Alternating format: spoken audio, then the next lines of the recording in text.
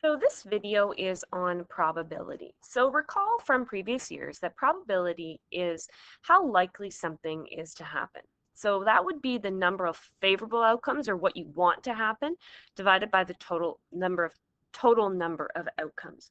So for example, if you're if you have a dice and you win a game if you roll an even number. Okay, so you want there to be an even number.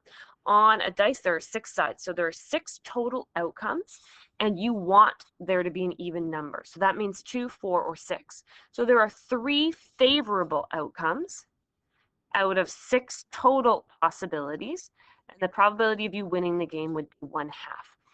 Another example would just be if you're rolling a dice and you win a game if you roll a 5.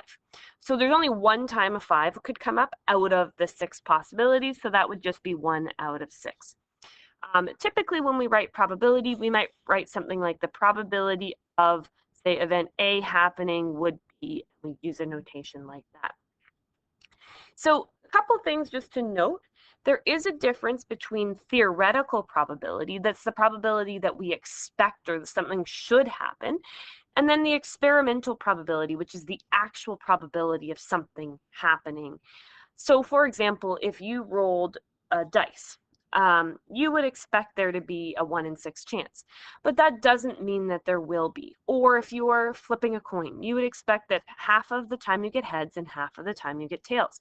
Doesn't mean that that will always happen. So for example, if you flipped a coin 10 times, you would think theoretically you should have 5 heads and 5 tails. But in reality, you might end up with 3 heads and 7 tails, or 2 heads and 8 tails. The closer that you get, the more times that you do that experiment, the closer the experimental probability should get to the theoretical. Doesn't mean it will, but the closer is that it should. So for example, if you only flipped a coin, 10 times, you're probably not going to get close to 50-50. But if you flipped it 100 times, you're probably going to be 50 heads, 50 tails, or something close to that.